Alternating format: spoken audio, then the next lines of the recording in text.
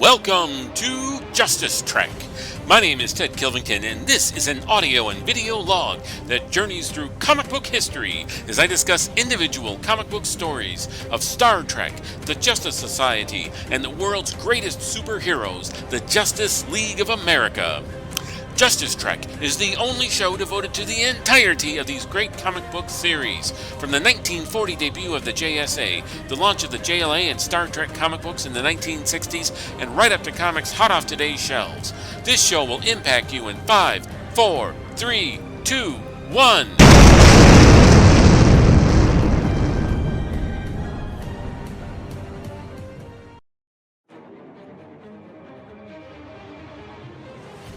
Hey everyone, I'm Ted Kilvington. Welcome to Justice Trek. This is a very special episode, episode 8, where I will be covering part of the 2023 JLMA podcast crossover event.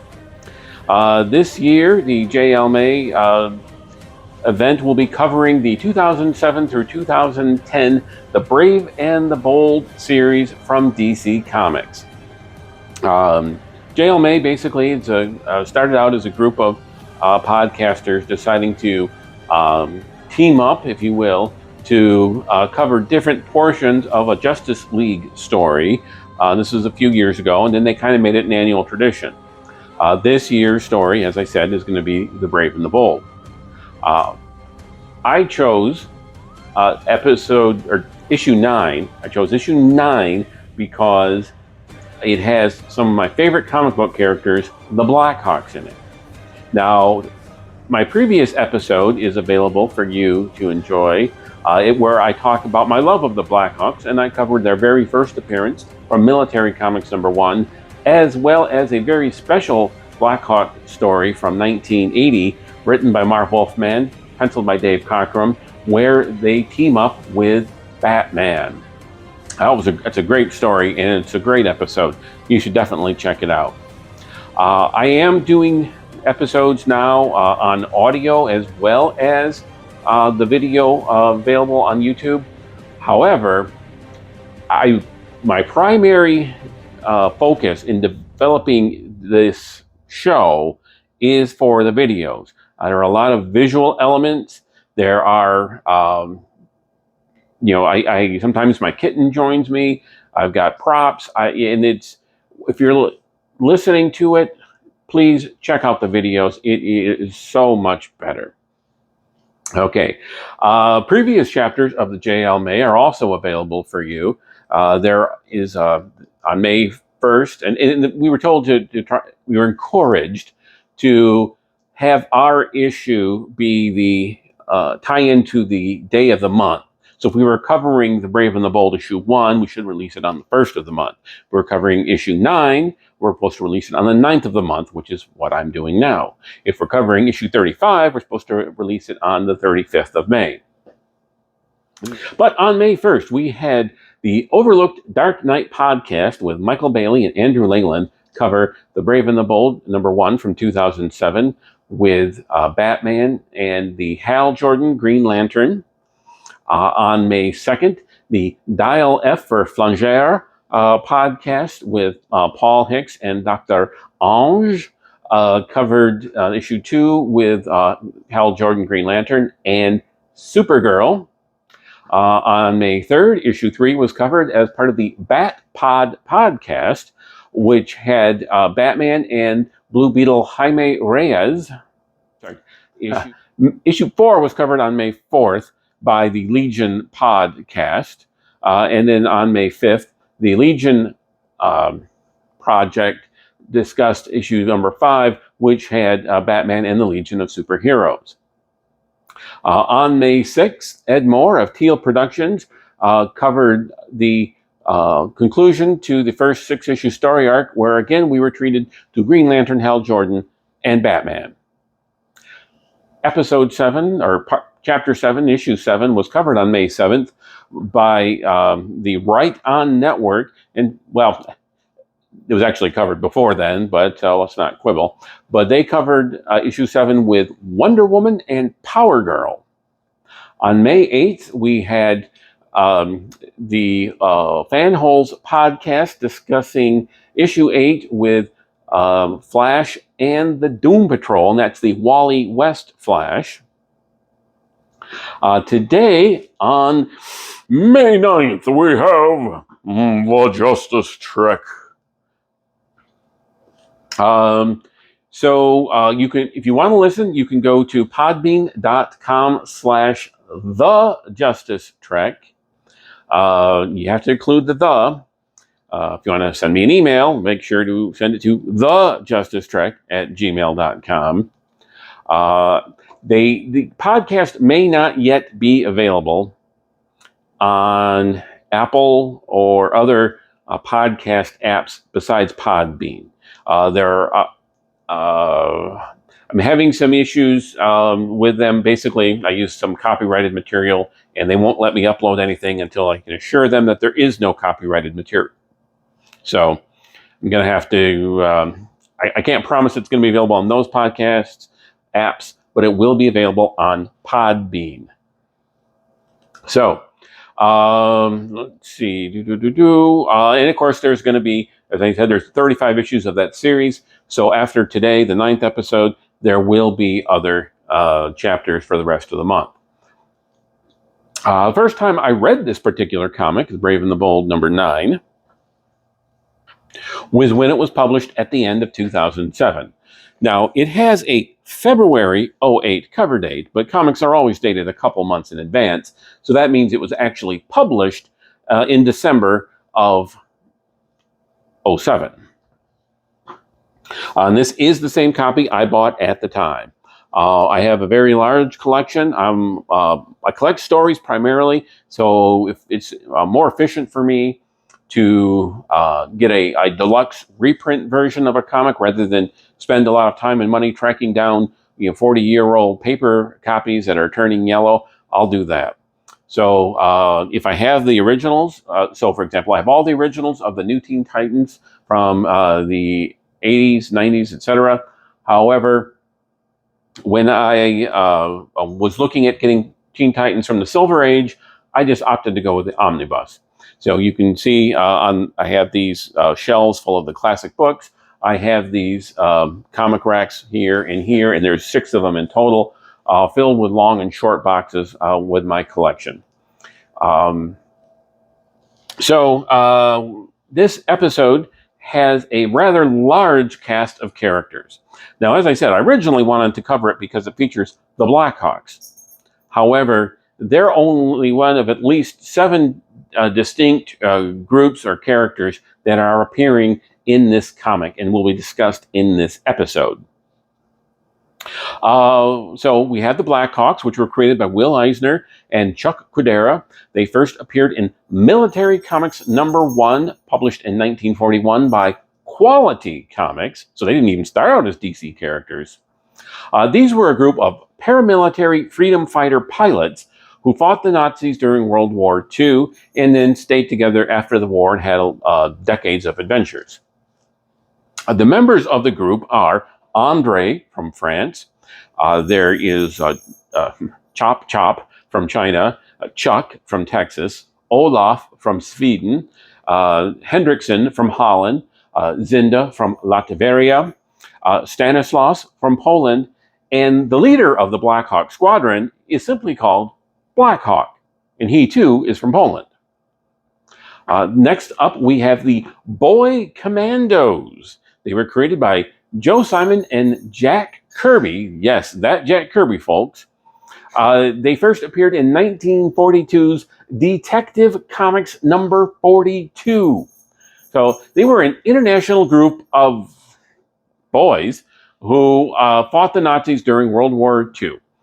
Members include Andre from France. You may sound familiar.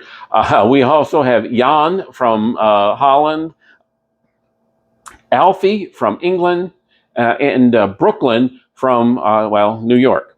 The leader of the Boy Commandos is a U.S. Army captain named Rip Carter. Next up, we have Robby Reed. He was created by Dave Wood and Jim Mooney. And his first appearance was in 1966, House of Mystery number 156. Now, young Robby had a mystical dial. He found a mystical dial in a cave near his home in Littleton, Colorado. The dial resembled the dial on a 20th century rotary telephone. And each time when Robby dialed the letters H-E-R-O, he would turn into a different superhero, usually a unique one. Although there was one time where he turned into Plastic Man. Next, the Metal Men. They were created by Robert Kanigher and Ross Andru. First appearance in 1962's Showcase number 37. Scientist Dr. Will Magnus created a group of robots who each mimic the properties of a different metallic element. Members of the team include the masculine members, gold, iron, lead, mercury, and tin, and the feminine, platinum. That's my kitten. She gets jealous of the attention I pay to you, viewers and listeners. So please go gentle on her, folks. She's just a kitten. Sometimes she'll even make an appearance in the shows. She knows how to climb up on these bookshelves, and can't promise you'll do it. You can't herd cats. Okay, next up we have Hawkman, created by Gardner Fox and Dennis Neville. His first appearance was in 1939's Flash Comics number 1. Archaeologist Carter Hall uses ancient weapons, and his flying wing harness was made from the alchemical nth metal to fight crime. Now, this is the 2000s version, where takes place after writer Jeff Johns kind of merged the Golden Age Hawkman from the Justice Society, who used the ancient weapons and the ancient alchemical nth metal. And he merged that with the science fiction Hawkman from the Silver Age, who used alien technology to travel to Earth, since he was from another planet, and he had this flying alien tech flying harness. In the Jeff Johns version that we're talking about now, he actually uses the alien nth metal, not the alchemical nth metal, but alien nth metal for his harness and flying ability. But he still likes to use ancient weapons. Next we have the Atom, created by Grant Morrison, Gail Simone, and John Byrne. First appearance in 2006's DC Brave New World number 1. Scientist Ryan Choi uses his size-shrinking belt made from white dwarf star material to fight crime. Finally, we have the Warlock of Ys, that's created by Gardner Fox and Gil Kane. First appearance in 1966's Green Lantern number 42. He was a scarlet-skinned extra-dimensional sorcerer who ruled his world and wanted to expand his reach to Earth. Oh, and sorry, one more. They actually don't appear, we'll talk more about the structure of the story as it unfolds, but there's still one more group that we need to talk about, and that is the Challengers of the Unknown, created by Jack Kirby. Boy, where have I heard that name before? And Dave Wood. Boy, that's two. So we got Dave Wood doing Robby and the Challengers, and we've got Jack doing the Boy Commandos and the Challengers. They first appeared in 1956's Showcase number 6. They were 4 men who cheated death and lived on borrowed time. They later joined as a team of adventurers along with their colleague. The men are Professor Walter Prof. Haley, Lester Rocky Davis, Matthew Red Ryan, and Kyle Ace Morgan, and their companion is June Robbins, who doesn't have a nickname. Okay, The Brave and the Bold number 9 was published December 28th, 2007, and I promise you, I can't remember any specific date I bought a certain comic necessarily, but I'm pretty sure I would have bought it when it came out that week. It had a February cover date, $2.99 cover price. The story was titled Changing Time. It was a 22-page story by Mark Waid, writer, George Perez, pencil artist, Bob Viacek, and Scott Koblish, ink artists. Rob Lee, letterer, Tom Smith, color artist, and Joey Cavallari, editor. Okay, now I took the story synopsis from dc.fandom.com. Most of the time I can't find an online synopsis, so I do create my own. But since I was already found the synopsis when I was doing research for this issue, I said, well, here's the synopsis. This will save me an hour of work. So, sometimes I like to puff out my chest and do the announcer voice. At the Colorado headquarters of the Challengers of the Unknown, Ace Morgan is walking back in the room where his teammates have stored the Book of Souls when he is attacked by a humanoid creature made up of shredded pages of the Book of Destiny. On different pages of this page monster creature are illustrations of different heroes and scenes of the past. June Robbins hears Ace shout and comes to his aid. As June fights the page monster, she sees one page with a battle between a massive mechanical dragon and a giant wrestler. We then cut to the scene of that action where the metal men are engaging the giant mechanical dragon, and he roars "Majestas" over and over. The wrestler then touches a dial on his belt, changes back into the kid named Robby Reed, and since the fight was in midair, Robby starts plummeting to his death. The metal man known as Tin catches Robby and the device, and the boy then asks the robot to take the device and dial the letters HERO. However, they're no longer English letters. They are now using the future alphabet known as Interlac. The rest of the metal men are being torn to pieces when a flying man comes along, saves the robots, rips apart the dragon, and woos platinum. Robby Reed then arrives and demands Tin dial the letters in reverse to change back to normal. Later, Robby explains to Dr. Magnus that the monster intended to steal his dial. In the next scene, June from the Challengers sees a scene from Egypt during World War II, where the youthful freedom fighters known as the Boy Commandos are protecting a pyramid and its treasure, including the mystical artifact known as the Orb of Ra from the Axis powers. The Nazis are about to overrun the Boy Commandos when the Black Hawk Squadron comes to their aid. During the fight, a mummy drags the young commando known as Brooklyn into the pyramid's tunnels, and both groups go to rescue the lad. Brooklyn is dragged into the pyramid's heart, where he encounters a mummy that is holding the Orb of Ra. Magista's magic had revived the mummies and commanded them to retrieve the orb, but the sorcerer wants to see the artifact's power. The leader of the mummies is about to use the orb on Brooklyn when the boy notices hieroglyphs on the wall showing that every trap in the pyramid will go off if the orb is placed into a particular box. Brooklyn then quickly wrestles himself free from the mummy, grabs the orb, and inserts it into the box, which is called, by the way, the Chest of Sorrows.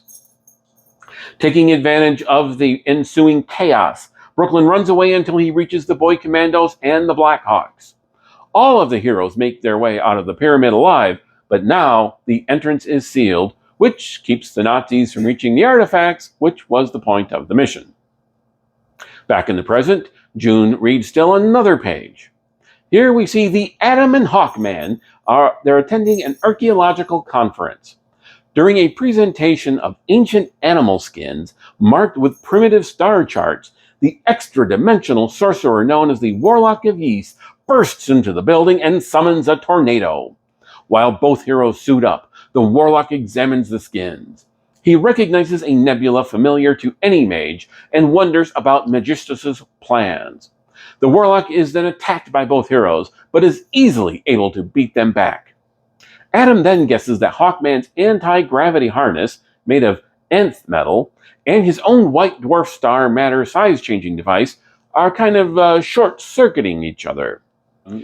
Adam places the size-changing belt onto Hawkman's harness, and the energy released from the blast shields them from the Warlock before creating a portal which draws the Warlock in. The Warlock of Ys then drifts through a void until he sees a portal and bursts through it. When he does so, it appears that he has been transformed into the monster made out of the pages of the Book of Destiny. And June Robbins of the Challengers can also see it on the page, covering the monster's face as the attack resumes. Thus ends issue 9. Wow, what an issue. Now, of course, the story makes more context if you've read the previous... Hey, Ted! What? Don't forget about Free Comic Book Day! Okay, thanks! Yeah! Oh man, it's going to be murder fighting traffic over there.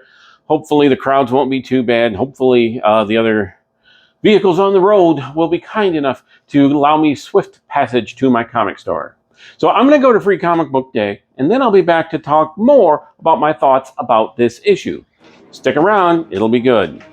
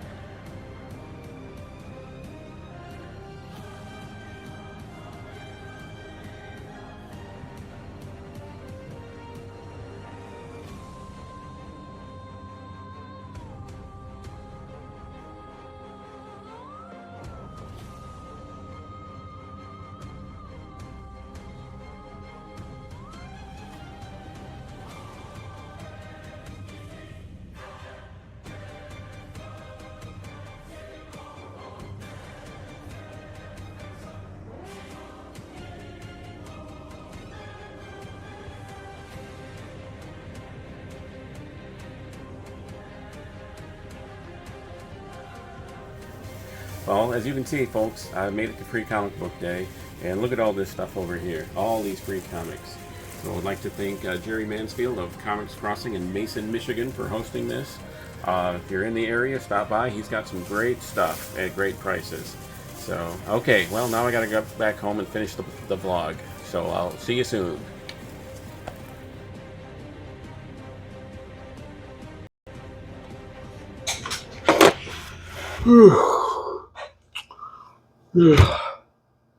Well, that was some Free Comic Book Day. I am wiped out. I didn't have time to go to every place. 2 places I went to. Well, I had some other stuff to do. Oh, let's see what I got. Oh, even before Free Comic Book Day, you may recall from our first episode where I went on and on about how much I love not only Justice League of America number 137 from 1976, but how much I love the cover image of Superman fighting the original Captain Marvel, Shazam. Well, besides having the image on a giant poster, having it on a pair of socks, having it with action figures, having it on a t-shirt, I also tried to have, at the time I made that episode, the Funko Pop version. But it wasn't released yet. When was it released? A couple of days ago. So, even though I ordered it months ago, here we have Justice League of America number 137, the Funko Pop version. Ha! Okay, so I went to a couple different stores, as I said. The first store, I live in Mason, Michigan, so I went to Comics Crossing. At Comics Crossing, I got a number of great stuff. I got a raffle ticket, got some info about an upcoming comic convention, and let's see, and I got a Captain America cookie that my wife already started. She deserves it, folks. And I got a Superman cookie. So, Some other great stuff I got at Comics Crossing.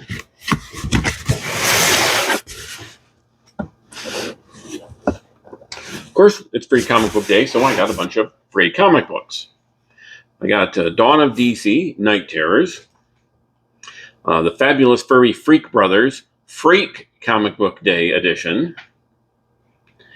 2000 AD presents The Best Comic Ever. From Marvel, we have Free Comic Book Day, Uncanny Avengers, and Free Comic Book Day 2023, Spider-Man Venom. From American Mythology Productions, I got Free Comic Book Day, Tom Holland's Fright Night.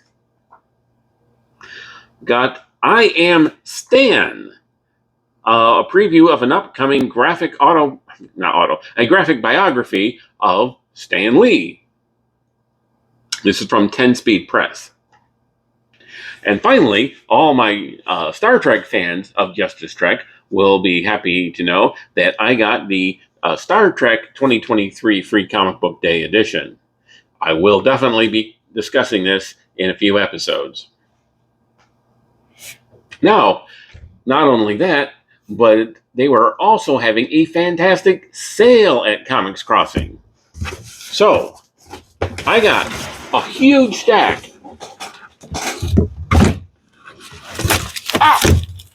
of Bronze Age goodness.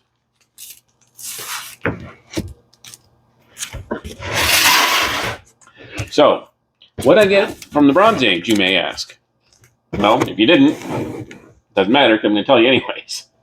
All of these I got for $1. Super Team Family number 7. Superman number 241. Superman number 271. Superman number 276, with the first meeting of Superman and Captain Thunder. Superman number 277. Superman number 303. Superman number 305. Superman number 307. Superman number 308. Superman number 310. Superman number 312. Superman number 313. Superman number 314. Superman number 317. And I think this is probably the last Neil Adams Superman cover. Well, not counting the Muhammad Ali edition. What can be almost as good, or even better than a Neil Adams Superman cover? Jose Luis Garcia Lopez, illustrating Superman number 320. Plus we have Superman number 325. Superman number 326. Superman number 327. Superman number 260. Got this one a little out of order. Superman number 328. Superman number 329. Superman number 330. Superman number 344, where he fights Frankenstein and Dracula. My wife caught it because I actually grabbed 2 of these, and although she loves Dracula so much, I might have given her one just so she could read it to death and I could keep one in good condition. But we didn't. We just got the one. Superman number 365. Superman number 369. Superman number 371. Superman number 390. Superman number 391. Superman number 392. Superman number 401. Superman number 411, the special Julius Schwartz Tribute Edition. Superman's Girlfriend, Lois Lane, number 80. Superman's Girlfriend, Lois Lane, number 93. Superman's Girlfriend, Lois Lane, number 113, the only 35-cent issue. Wonder Woman number 313. Wonder Woman number 314. And last and definitely not least, for $1, World's Finest Comics number 215, the first appearance of the Super Sons. $1. I'd like to thank Jerry Mansfield of Comics Crossing for having such a great store and having such a great free comic book day experience. The other store I went to was in Lansing, Michigan at Summit Comics. Summit Comics is, in my opinion, the best comic book store in Lansing, Michigan, certainly within the city limits. Now, Comics Crossing is in Mason, so there are two different cities, so I can say that each is the respective best comic book store in their respective cities. From Summit Comics, they didn't have any cookies. All they had was free comics. Well, and some comics that I had to pay for. So, what did I get? Well, for Free Comic Book Day from Image, I got The Sacrificers Free Comic Book Day Edition. Red Sonja 2023 Free Comic Book Day Edition. From DC, We Are Legends. That's the Dawn of DC We Are Legends Special Edition. Also from DC, the special Clark and Lex Batman Squad Fan Club, or Clark and Lex Fan Squad Batman. Clark and Lex Fan Club Batman Squad, the justiest justice of all. Yeah, ooh, that sounds like a tagline. From the dollar bin at Summit Comics, I got Claw the Unconquered, number 5. Dune 2099, Volume 2, Number 1. Fear Itself, Sins Past. I'm only buying these out of the dollar bins, and I got almost a complete set of the Fear Itself stuff now. Eventually, once I get the whole set, I'll read them, and maybe I'll see why they're in the dollar bins. Fear Itself, The Worthy. Green Lantern, Volume 4, Number 62. I, Vampire, Number 11. I, Vampire, Number 15. I, Vampire, Number 17. Legends of the DC Universe, Number 22. Legion Lost, Volume 2, Number 9. From Atlas Comics, Savage Combat Tales, Number 3, featuring Sergeant Stryker's Death Squad. Spider-Man, Volume 1, Number 65. Stalker, number something. I can't tell. The price tag's covering up the issue number. Symbiote Spider-Man, Alien Reality, Number 1. Thor, Volume 2, Number 26. As also part of the Fear Itself crossover event, Thunderbolts, Number 158, and Thunderbolts, Number 160. The Uncanny X-Men, Volume 1, Number 346. Vigilante, Volume 1, Number 30, and Number 32. Those were all from the dollar bin.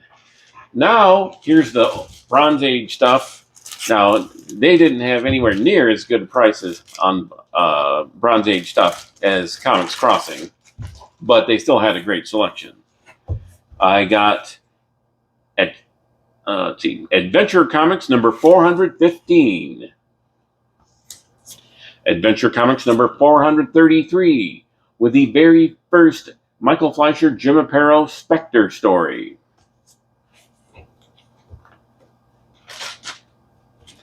Superboy number 167 with a Super Baby cover by Neil Adams. Superboy number 179. Superboy number 180. Superboy number 183. And Superboy number 184. Finally, I also bought some new comics at Summit Comics. Batman vs. Robin number 1. I read the recent Lazarus Planet storyline from DC, and of course I'm actually still reading a couple of the Shazam We Are the Gods issues. And now that I've read that, and it ties in a lot to the Batman vs. Robin series, plus I've heard good things about it, and it's by writer Mark Waid. What else did Mark Waid write? Oh yes, the issue of The Brave and the Bold that I'm supposed to be covering. Oh crap, yeah, that's right, J.L. May. Okay, let me finish this up and then I'll get back to the J.L. May. Batman vs. Robin number 2, Batman vs. Robin number 3, Batman vs. Robin number 4, IDW Star Trek number 6, Star Trek Defiant number 1, and Star Trek Defiant number 2. Finally, I picked up a couple of facsimile editions. I got the facsimile edition of Whiz Comics number 2. Probably didn't need it since I have the Millennium edition, but now I've got 2 editions. Finally, I have the facsimile edition of Wonder Woman number 204, Volume 1. That's the 1972 version where they ended the Diana Prince spy storyline and turned her back into a standard superhero. So, just remember, all previous episodes of Justice Trek are available for your viewing and listening pleasure.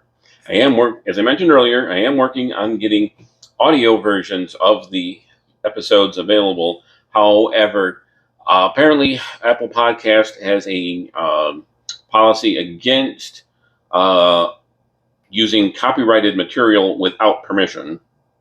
And since I was using disco versions of the Superman and Star Trek themes without permission, I'm going to have to go back and edit that music out, and I'll replace it with some other music.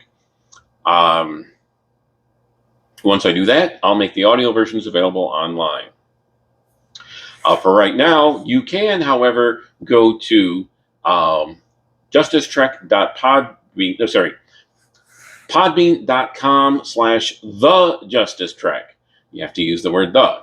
When I had my previous podcast as Justice Trek, now it was already in their system, so in order to have the new version, I had to make the title slightly different, so now it's The Justice Trek. Okay, let's see. Those episodes include my previous episode. This is number 8. So number 1 was, as I mentioned, where I covered Justice League of America number 137 with the very first meeting of Superman and the original Captain Marvel, Shazam. Episode 2 had Star Trek number 1 from Gold Key Comics in 1967, the very first expanded universe Star Trek story, the first original Star Trek story outside of the original television series. Episode 3 covered the Granddaddy Super Teen comic of them all, All-Star Comics number 3 from 1940, with the first appearance of the first superhero team, the Justice Society of America. And folks, you remember earlier, I mentioned that my kitten gets jealous. Well, sometimes she likes to make an appearance. Say hi to the people, Neo. She's a cat. She does what she wants to. Episode 4, where we covered Marvel Comics Star Trek number 1 from 1980, with the first part of 3 with their adaptation of the 1979 film Star Trek The Motion Picture. Episode 5, where I covered The Brave and the Bold number 28 from 1959, with the very first appearance of Snapper Carr, Starro the Conqueror, and, of course, the Justice League of America.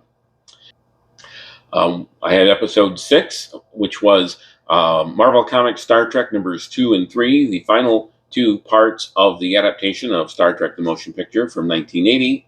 and Episode 7, the Black Hawk Special, where I covered the first Black Hawk story ever from 1941's Military Comics #1, and I covered 1980's The Brave and the Bold #167, with Black Hawk teaming up with Batman. So, getting back to The Brave and the Bold, getting back to the JL portion of this episode, the cover pencils and ink art were by George Perez with colors by Tom Smith. The cover art is actually divided up into 3 mini covers over a black background. The first mini cover scene has the Black Hawks and the Boy Commandos. The second mini cover scene has Robby Reed and the Metal Men. And the third mini cover scene has the Atom and the Hawkman.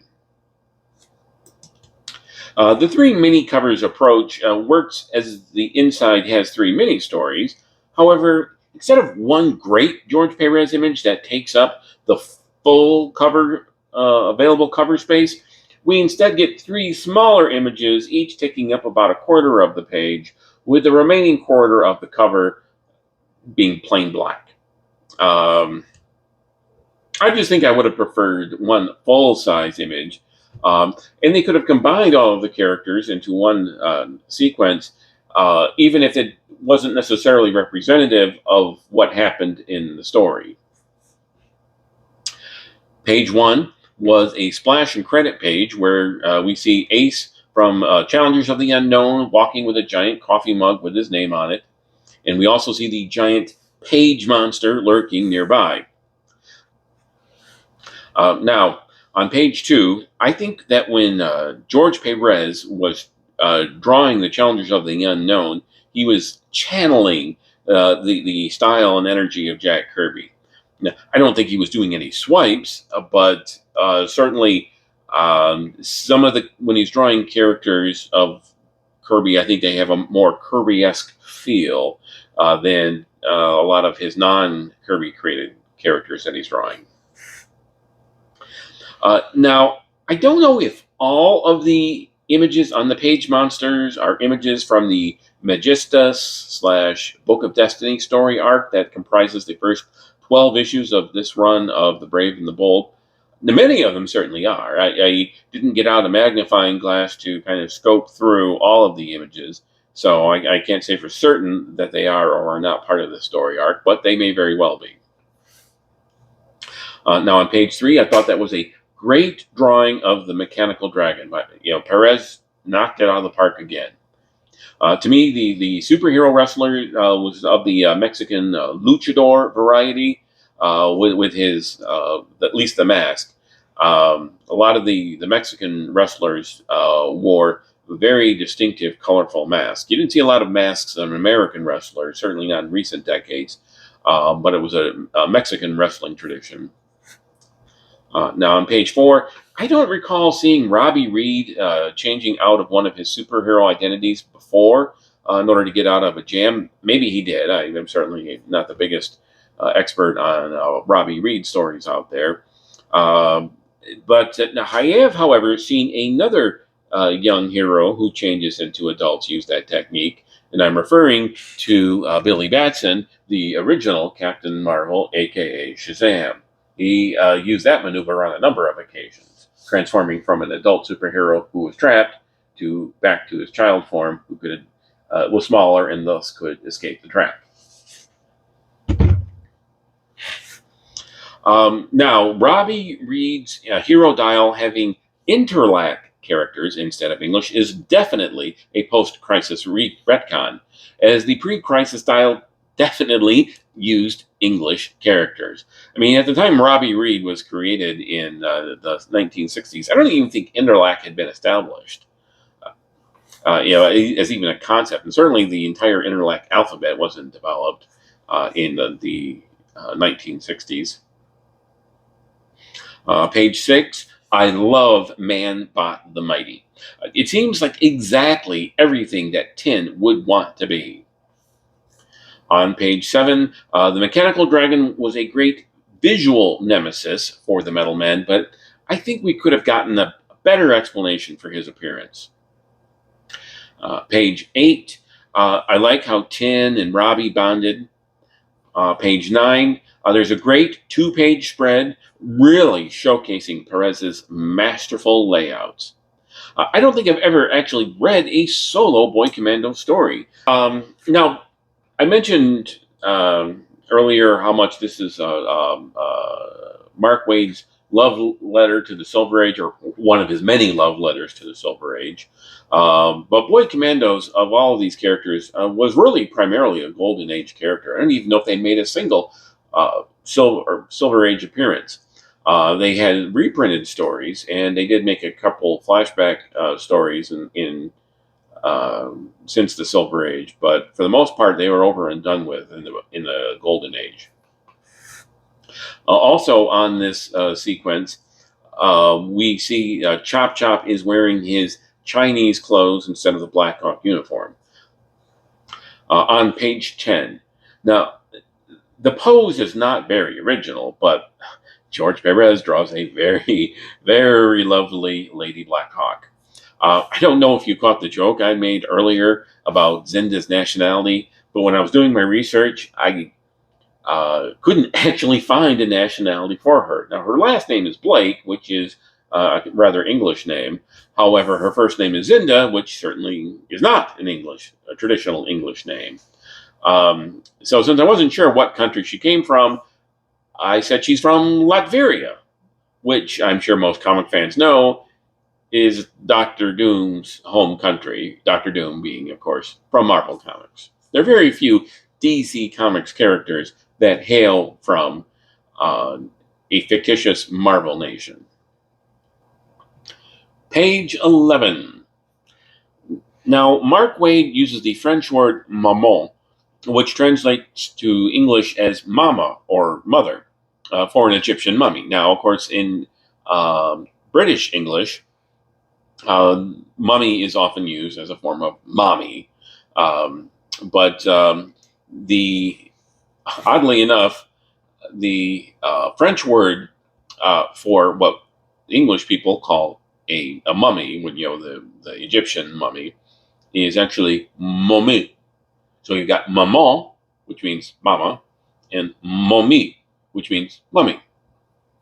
I hope that's clear. Also, just like we had a couple disparate characters, Robby and Tin, they bonded in the first mini-story. In this mini-story, we have the two Andres, both from France, the Andre from Blackhawks and the Andre from Boy Commandos, doing a little bonding. Now, originally, the character of Brooklyn in the Boy Commandos had no apparent connection to the character of Dan Turpin that Jack Kirby introduced into the DC's Fourth World stories. I believe it was in the New Gods where the character was introduced. And I believe when Kirby he created both characters, but I believe he didn't intend for them to be the same. Certainly in the post-crisis era, it was established that, in fact, Dan Turpin was the Boy Commando known as Brooklyn. That didn't necessarily make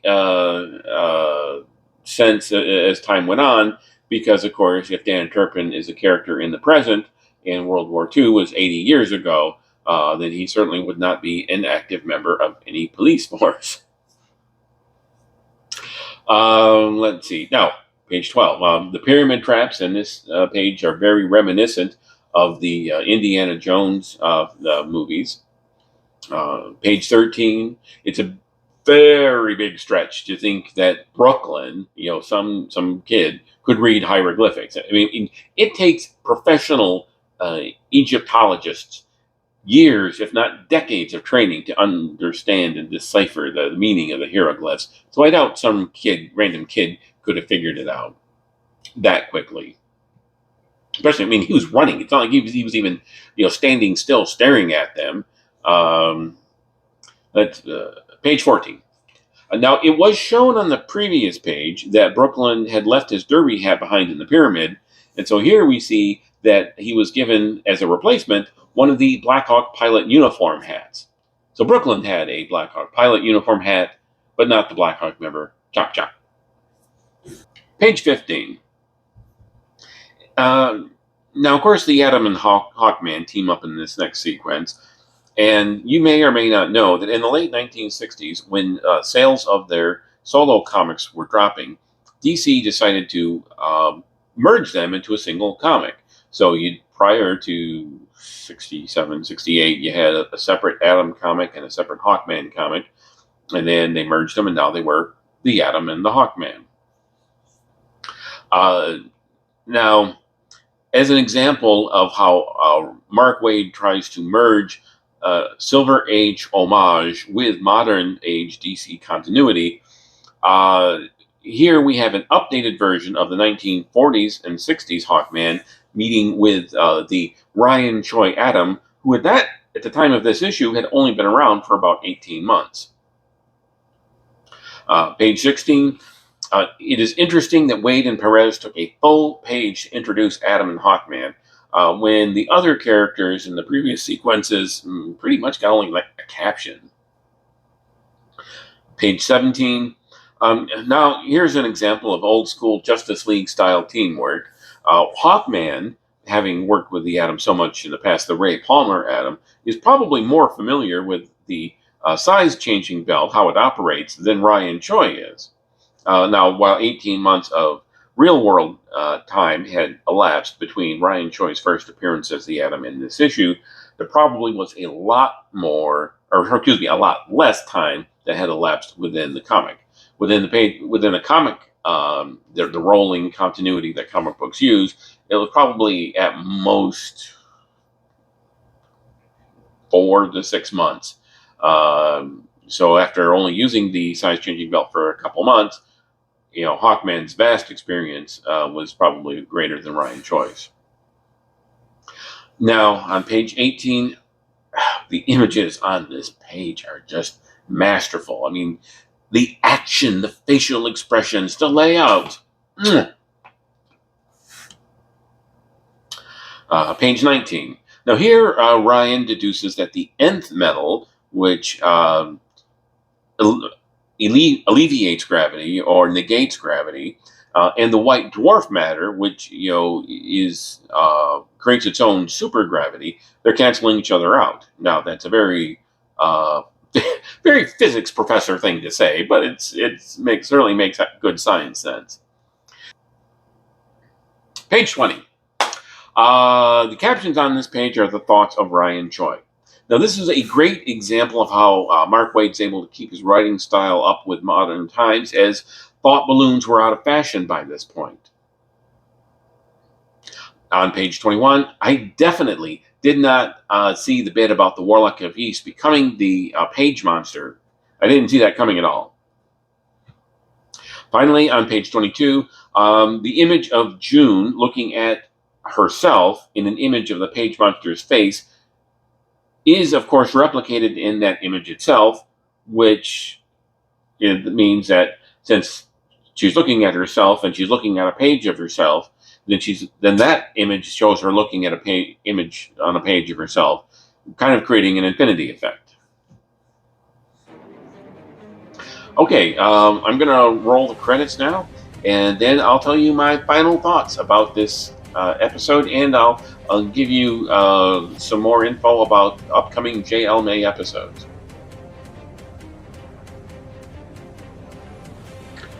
If you have questions or comments, please feel free to send them to me on Twitter under the handle @JusticeTrek, or via email at thejusticetrek@gmail.com. Be sure to include the word "the" at the beginning of the email address. For research purposes, I rely heavily on dc.fandom.com, memory-alpha.fandom.com, comicvine.gamespot.com, the Grand Comics Database at comics.org, and Mike Boyle's website, Mike's Amazing World of DC Comics at dcindexes.com. The opinions expressed are solely those of the host and any participants. This podcast is not a commercial enterprise and does not make any money. All copyrights are held by their respective owners. The opening sequence was animated by Craig Smith of Phoenix Studios. The opening music is Dragon Slayer by the Makai Symphony. All music used is either public domain and or not protected by copyright. Under Section 107 of the Copyright Act of 1976, allowance is made for fair use for purposes such as criticism, comments, news reporting, teaching, scholarship, and research. Fair use is a use permitted by copyright statute that might otherwise be infringing. Nonprofit, educational, or personal use tips the balance in favor of fair use. Okay, welcome back. Thanks for sticking around. To me, it seems as if the page monster is basically a metaphor for comic book continuity, and Ace is a metaphor for writer Mark Waid.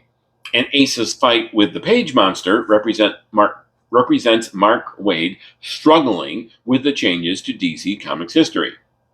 Mark Waid loved the Silver Age. That was best exemplified by his year 2000 Silver Age event, where he featured characters that were prominent in the 1960s, such as the aforementioned Robby Reed and the Metal Men, the Challengers of the Unknown, and there were several others. He also wrote 1998's JLA Year One maxi series. And last but not least, this is not his first attempt at writing The Brave and the Bold. Many people forget that he wrote a series, and I believe it was in the late 90s, called Flash and Green Lantern, The Brave and the Bold. Now, at that point in DC continuity, both the Barry Allen Flash and the Hal Jordan Green Lantern were deceased. And the Flash and Green Lantern, The Brave and the Bold 6-issue series by Mark Waid, and I think Barry Kitson, but I could be wrong on that. That was a flashback series set when Hal Jordan and Barry Allen were both alive. So, he really just loved the Silver Age. I get it. I'm a child of the Bronze Age. I love the Bronze Age stuff. That's my jam. And to me, the whole concept of the Page Monster is just Mark Waid trying to reconcile, those old characters that he loved with the DC continuity of 2007 and 2008. Now, don't get me wrong. Mark Waid is an awesome writer, and when he was in that struggle, he won the struggle. He did a great job reconciling the Silver Age concepts to the current DC continuity, and he's still doing it in those aforementioned Batman versus Robin and his work on the Batman Superman World's Finest series that he's doing. Now, while he's doing a great job, there is a tension that's apparent to me. Moving on to the art, I won't be the first to say this, and I sure as heck won't be the last to say this, but George Perez is one of the greatest comic book artists of all time. His layouts, his just the drawing when he draws the figures, his characterization, the drama and pathos he puts into it. It's just, he gives it all to us. And even on the same page sometimes, he'll give us all of that. For example, at the end, when the Warlock of Ys was attacking the Atom and Hawkman, he was the bad guy. We were rooting against him.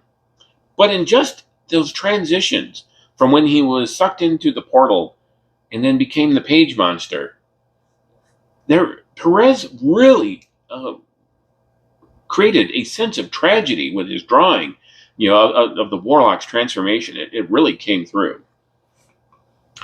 So this run of The Brave and the Bold, the 2007 35-issue series, which was started by Waid and Perez, and went on to use other writers and artists.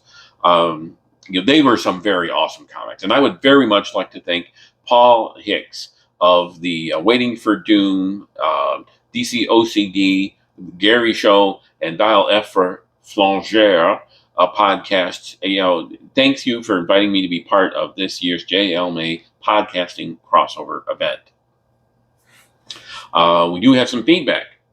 On YouTube for episode 5, discussing the first appearances of the JLA and Starro the Conqueror and Snapper Carr. Dragon King, aka Mike Wellman, said, "Great video. Love Starro. To me, it has this Lovecraft feel." That's interesting, Mike. I hadn't really thought of Starro and Lovecraft, but Lovecraft did store. The whole Cthulhu thing was basically a tentacled sea monster, and Starro was a tentacled sea monster. So great connection. I hadn't made it, so it'd be interesting to see if any comics with Starro have explored that thematic connection. Over on Twitter, Ed Moore of Teal Productions, and he covered issue 6 of The Brave and the Bold, which was just released today. Just listened to it a couple hours ago. Great podcast, Ed. Keep up the good work. Ed on Twitter retweeted the tweets where I announced episodes 6 and 7 of my show.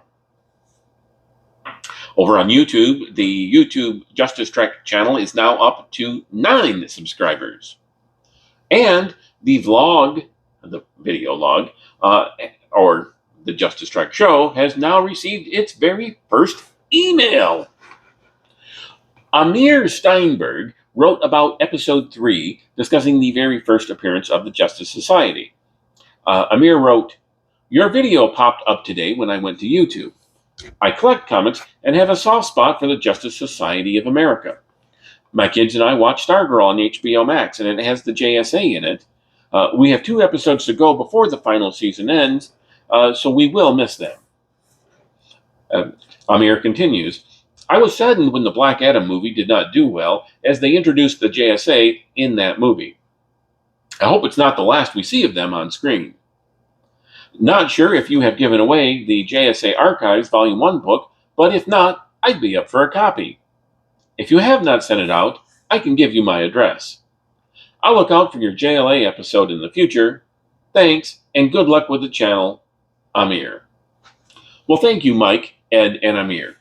Now, if you watch episode 3, or rather if you didn't watch it, what happened was I told a story about how I bought a copy of All-Star Comics Archives Volume 1 off of eBay. It was a lousy copy. Basically, the previous owner was a heavy smoker, and the book, almost every page of the book had like tobacco stains on it. So I went out and bought new copies. Basically, after that, I just went out and bought a set. And I mentioned on the show, I said, "Hey, if anybody wants a free copy of a tobacco-stained JSA All-Star Archives Volume 1, send me an email and I'll with your mailing address, and I'll mail you the book free of charge." So, Amir, if you're listening, send me your mailing address, and I'll send you the book free of charge. And if you're not listening, no book for you. I do plan on having other contests, if you will, just to kind of enhance reader or viewer or listener interaction with the show. I'll let you know when I have the next one lined up. Basically, when you collect comics at the quantity I do, you get some duplicates. And so what I'll be doing is I'll just be giving away those duplicates. The expense to me will be the mailing cost, but basically all you'll need to do is pay attention. Let's see. So, of course, the previous Justice Trek shows are available. The previous JL May 2023 crossover episodes are available, episodes 1 through 8. Upcoming episodes, I'm going to do a credit or kind of a roll call at the end of the show of upcoming episodes. The very next one will be on the Pop Culture Affidavit show, where Tom Panarese will be covering issue number 10 of the 2007 Brave and the Bold.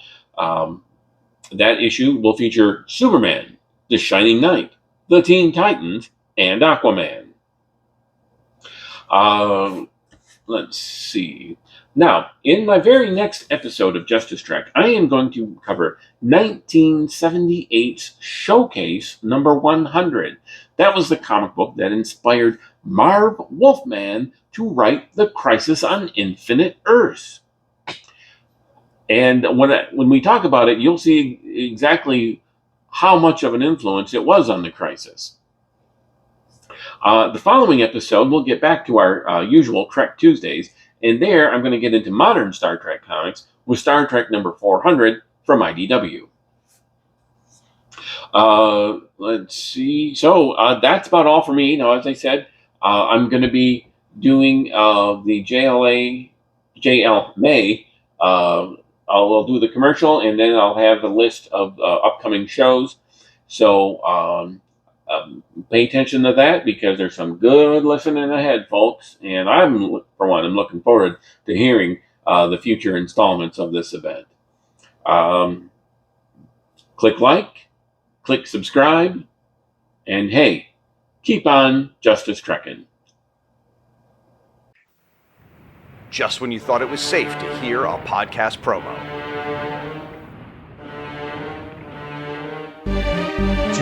JL May do brave and bold do comic books do JL May.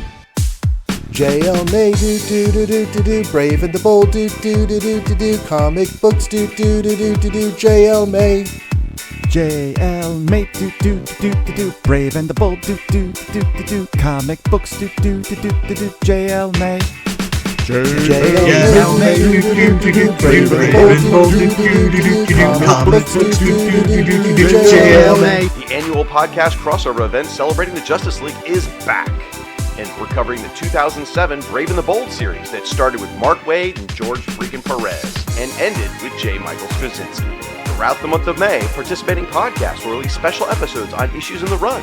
It all kicks off in the Overlooked Dark Knight podcast. Follow the event on social media using the hashtag JLMay2023. Coming this May. JL May do brave and the bold do comic books do Mephisto. Hey! That it? Is that what you want? Things I do for this show.